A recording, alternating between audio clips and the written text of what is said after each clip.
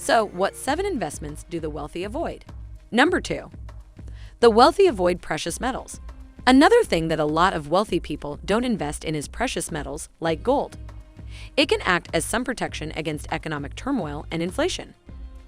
Although this concept theoretically makes sense, in reality the price of precious metal doesn't go up enough to make up for losses in an economic downturn, making them a lackluster hedge tool.